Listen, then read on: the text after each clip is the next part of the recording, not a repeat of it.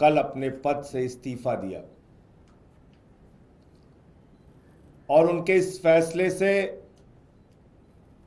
दिल्ली की जनता दुखी है, गुस्से में है, नाराजगी में है कि एक ईमानदार मुख्यमंत्री को जिसने दिल्ली की जनता के लिए एक नहीं अनेक काम किए, उनको इस्तीफा देना पड़ा। लोग सवाल पूछ रहे हैं कि अरविंद केजरीवाल ने इस्तीफा क्यों दिया। लोग सवाल पूछ रहे हैं कि अरविंद केजरीवाल को इस्तीफा देने की जरूरत क्या थी। उन्होंने तो ईमानदारी से दिल्ली के 2 करोड़ लोगों की सेवा की, फिर क्या आवश्यकता थी उनको इस्तीफा देने की। आपने देखा होगा पिछले 2 साल से लगातार भारतीय जनता पार्टी अरविंद केजरीवाल को बदनाम करने की कोशिश कर रही है। भ्रष्टाचार के झूठे आरोप उनके खिलाफ खड़े किए गए, बेबुनियाद निराधार जिसमें 1 रुपए का सबूत नहीं मिला, ऐसे आरोप उनके ऊपर लगाए गए। बीजेपी वालों ने उनको भ्रष्टाचारी कहा, उनकी ईमानदारी पर सवाल उठाया। कोई आम नेता होता, कोई मोटी चमड़ी वाला नेता होता, उसको कोई फर्क नहीं पड़ता, वो अपनी कुर्सी से चिपका पड़ा रहता। लेकिन ये अरविंद केजरीवाल हैं, इन्होंने अपनी सच्चाई और ईमानदारी से यहां तक का सफर तय किया है और ईमानदारी से दिल्ली के लोगों की सेवा की है। सुप्रीम कोर्ट ने उनके हक में फैसला भी दे दिया, एक ऐसे मामले में जिसमें जमानत मिलना लगभग नामुमकिन होता है। कोई और नेता होता तो कहता कि सुप्रीम कोर्ट से हमें जमानत मिल गई, काफी है। सुप्रीम कोर्ट ने कह दिया कि सीबीआई ने, ईडी ने जो कार्रवाई की है वो दुर्भावना से की है, राजनीति से प्रेरित होकर की है, पिंजरे में बंद तोते की तरह काम किया है। कोई और नेता होता तो कहता सुप्रीम कोर्ट ने हमारे हक में फैसला सुना दिया, जमानत दे दी, अब अपने पद पर बना रहूंगा। लेकिन अरविंद केजरीवाल ने तय किया हम जनता की अदालत में जाएंगे। जनता की अदालत में जिसकी सेवा हमने ईमानदारी से की है पिछले 10 सालों में, हम उनके पास जाएंगे और उनसे अपनी ईमानदारी का प्रमाण पत्र लेके आएंगे। मुझे पूरा भरोसा है दिल्ली की जनता प्रचंड बहुमत के साथ अरविंद केजरीवाल को ईमानदारी का प्रमाण पत्र देगी, कि उन्होंने पूरी सच्चाई के साथ, ईमानदारी के साथ दिल्ली के लोगों की सेवा की है। मुख्यमंत्री के तौर पे बहुत सारी सुविधाएं किसी भी व्यक्ति को मिलती हैं, अरविंद केजरीवाल को भी वो सुविधाएं मिली हैं। कल जब उन्होंने इस्तीफा दिया तो पहली बात उन्होंने की कि अब हम ये सारी सुविधाएं छोड़ देंगे, मुख्यमंत्री को मिलने वाली सारी सुविधाएं छोड़ देंगे। बाकी नेताओं की हालत हम जानते हैं, अगर कभी किसी पद पे पहुंच गए, कोई सुविधा मिल गई तो उसको नहीं छोड़ने के लिए सालों साल लड़ाई लड़ते हैं, घर से मकान से चिपके रहते हैं। लेकिन अरविंद केजरीवाल ने फैसला किया है कि उन्होंने कहा हम अपना मकान खाली करेंगे, हम अपना घर खाली करेंगे, 1 हफ्ते के अंदर हम अपना घर खाली करेंगे। उनकी सुरक्षा को लेकर भी सवाल है, एक नहीं कई बार उनके ऊपर हमले हुए। हमने उनसे कहा, समझाने की कोशिश की कि आपकी सुरक्षा को खतरा है, कई बार आप पे हमला हो चुका है, मां बाप घर में थे उस वक्त भी उनके घर पे हमला हो चुका है, भारतीय जनता पार्टी के लोगों ने हमला किया है। कई बार उनको शारीरिक नुकसान पहुंचाया गया, कहीं कालिक फेंकी गई, कहीं हमला किया गया, चोट पहुंचाई गई। ये सारा कुछ हुआ अरविंद केजरीवाल के साथ। उनके बूढ़े मां बाप हैं, उनकी पत्नी है, उनके बच्चे हैं, उनकी सुरक्षा को लेके हम सब चिंतित हैं।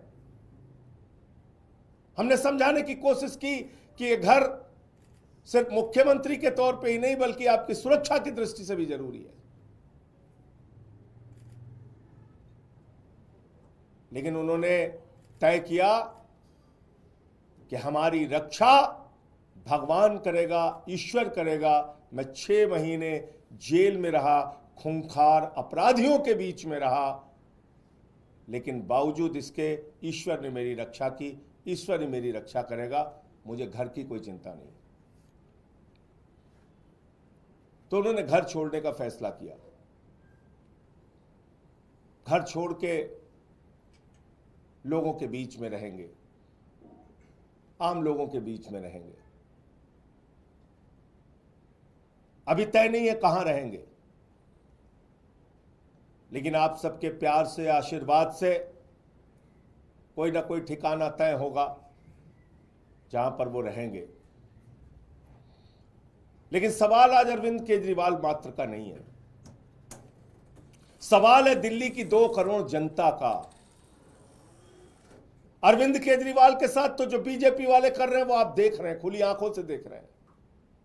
झूठे भ्रष्टाचार के आरोप लगाए, जेल में उनको पकड़ के डाल दिया, उनके शिक्षा मंत्री को जेल में डाल दिया, स्वास्थ्य मंत्री को जेल में डाल दिया, पूरी पार्टी को तोड़ने की कोशिश की, आम आदमी पार्टी को खत्म करने की कोशिश की, अरविंद केजरीवाल की राजनीति को खत्म करने की कोशिश की।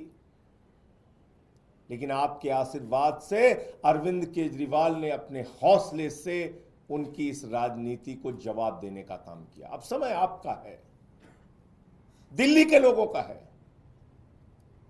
क्योंकि देश के प्रधानमंत्री तो खुलेआम कहते हैं मुफ्त की सुविधाएं बिल्कुल नहीं मिलनी चाहिए, बंद हो जानी चाहिए मुफ्त की सुविधाएं।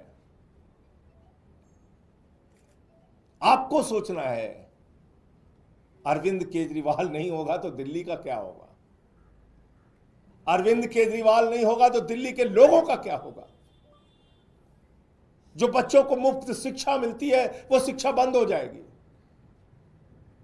27 साल हो गए गुजरात के अंदर, एक भी स्कूल ऐसा नहीं बन पाया जिसमें प्रधानमंत्री अपनी फोटो खिंचवा सके और दिखा सके कि ये हमारा सरकारी स्कूल है। उनको टेंट का स्कूल गुजरात में, अहमदाबाद में चुनाव के दौरान बनवाना पड़ता है दिखाने के लिए। एक स्कूल नहीं बनवा पाए देश के प्रधानमंत्री 27 साल के शासन के बाद गुजरात के अंदर। पूरे देश में बताइए, भारतीय जनता पार्टी शासित राज्यों में जो स्कूल अरविंद केजरीवाल ने बनवाया, ऐसा एक स्कूल किसी राज्य में बनाओ। बच्चों के लिए मुफ्त शिक्षा की सुविधा, मोहल्ला क्लिनिक की सुविधा, जहां फ्री दवा, free test, free ultrasound, free इलाज, ये बंद हो जाएगा। ये मोहल्ला क्लिनिक बंद कर देगी बीजेपी, ये मुफ्त की दवाएं बंद कर देगी, क्योंकि वो तो दिल्ली के लोगों को अपमानित करते हैं, कहते हैं मुफ्त खो रहे हैं, मुफ्त खो रहे हैं। याद रखना, आपको गालियां देते हैं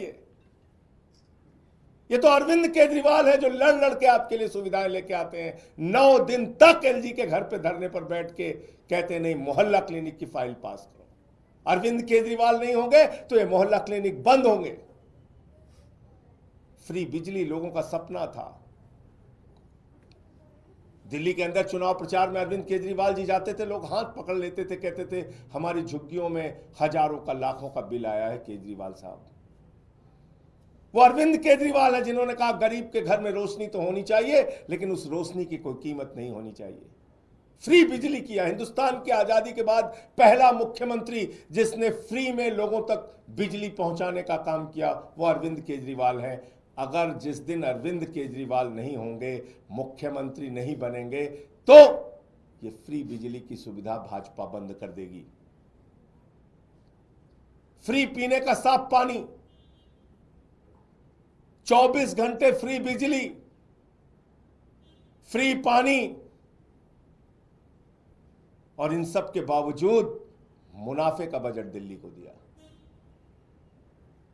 माताएं बहनें जो हमारी मजदूरी करती हैं, हमारी बच्चियां जो कॉलेज में जाती हैं, जिसका पिता रिक्शा चलाता है, ठेला लगाता है, वो सुबह उठता था तो अपनी जेब की तरफ देखता था। बेटी को स्कूल भेजना है, कॉलेज भेजना है, जेब में पैसा होगा तो बेटी कॉलेज जाएगी, वरना नहीं जा पाएगी। इस दर्द को दिल्ली के मुख्यमंत्री अरविंद केजरीवाल ने समझा। उन्होंने कहा बेटियों के लिए, माताओं बहनों के लिए, मजदूरी करने वाली हमारी माताओं के लिए बस की यात्रा फ्री होगी। केजरीवाल नहीं होंगे तो ये बस की यात्रा की फ्री सुविधा खत्म होगी।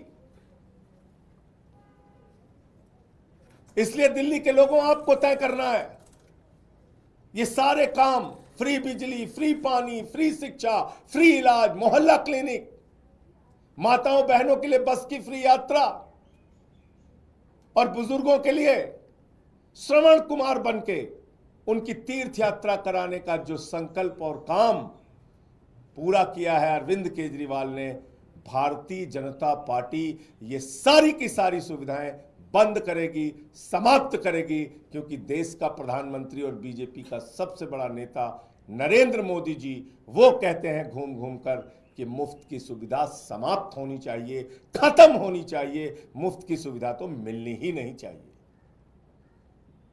ये तो केजरीवाल है जिन्होंने कमाल करके दिखाया। सारी सुविधाएं देने के बावजूद मुनाफे का बजट दिया दिल्ली में। केजरीवाल ने एक नहीं अनेक बार कहा है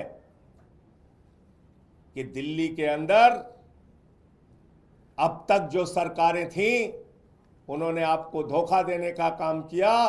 खजाने में पैसे की कमी नहीं है, सरकारों की नीयत में कमी थी,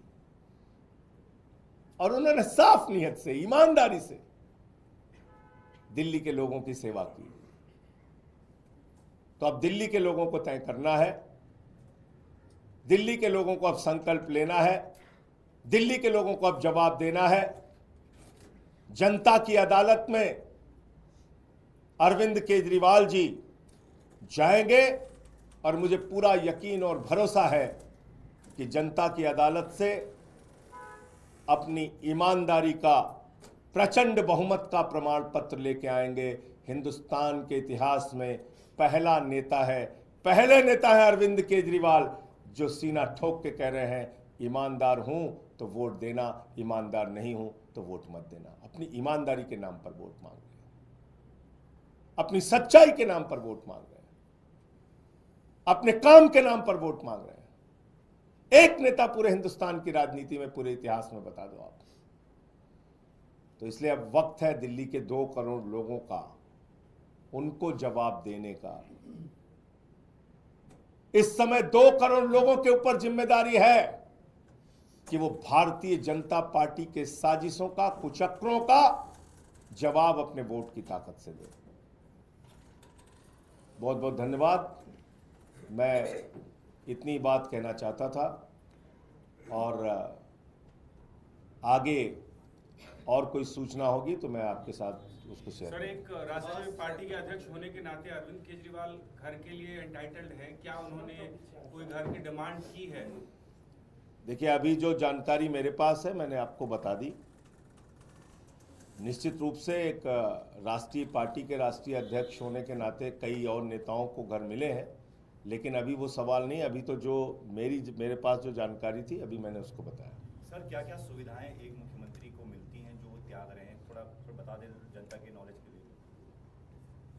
अरे भाई, जो भी सुविधाएं मिलती हैं, घर गाड़ी सब त्याग देंगे। एक एक चीज आपको पता चलेगा। धन्यवाद। इससे इधर एक और राजनीतिक सवाल है सर, राहुल गांधी